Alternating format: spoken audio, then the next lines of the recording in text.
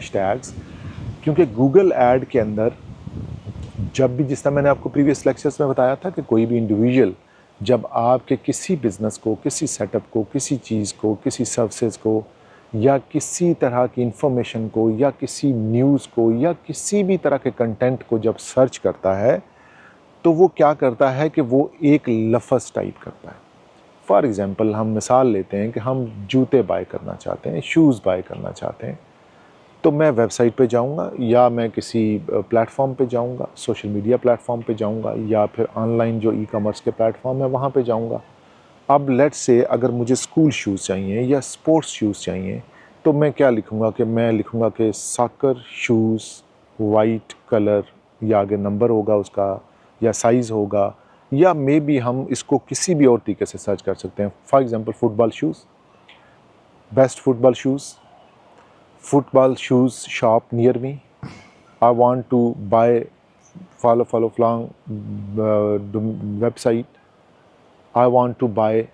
like any of the brand name of shoes. या हम इसको किसी भी और तरीके से सर्च कर सकते हैं कलर्स के साथ, लाइक ब्लैक फुटबॉल शूज़ या सॉलिड फुटबॉल शूज़ या बेस्ट फुटबॉल शूज़ या उसकी ब्रांड के नाम से फुटबॉल शूज़, और इसी तरह की हज़ारों मिसालें हो सकती हैं। तो बेसिकली मैं क्या कर रहा हूँ कि जब मैं किसी जगह पे जाके कुछ स्पेसिफ़िक लफ्ज़ इस्तेमाल कर रहा हूँ उस चीज़ को सर्च करने के लिए, तो बेसिकली मैं यहाँ पे जो कीवर्ड्स हैं उनका यूज़ कर रहा हूँ। अब ये जो कीवर्ड्स होते हैं ये बैक एंड पे, यानी कि गूगल एड्स के ऊपर या आपकी वेबसाइट के ऊपर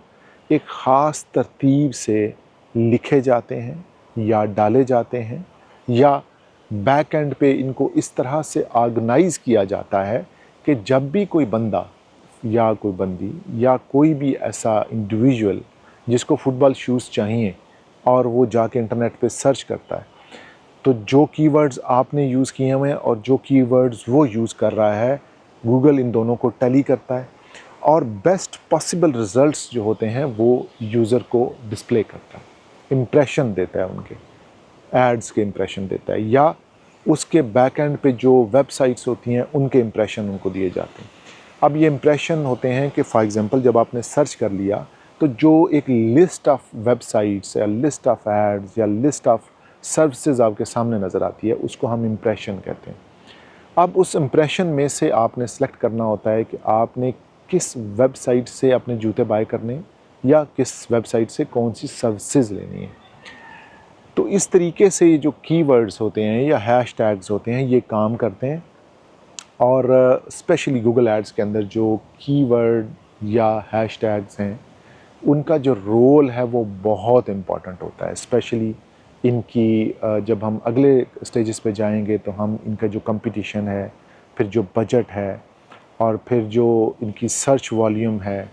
फिर जो इनका क्लिक थ्रू रेट है या कन्वर्जन है,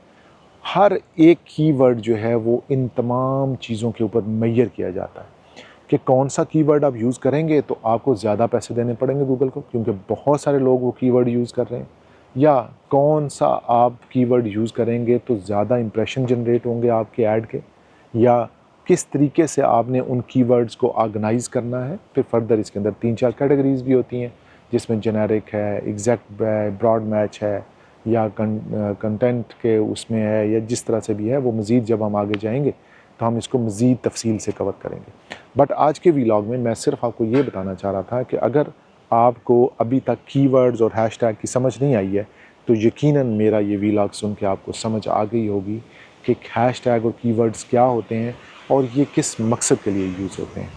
तो आप में से तमाम वो लोग जो कि स्पेशली डिजिटल वर्ल्ड के अंदर, आज की दुनिया के अंदर, डिजिटल मार्केटिंग के अंदर या किसी भी ऐसे प्लेटफॉर्म के अंदर जो फ्रीलांसिंग से ताल्लुक़ रखता है उस पर काम करना चाहते हैं, उसको लर्न करना चाहते हैं, सीखना चाहते हैं, या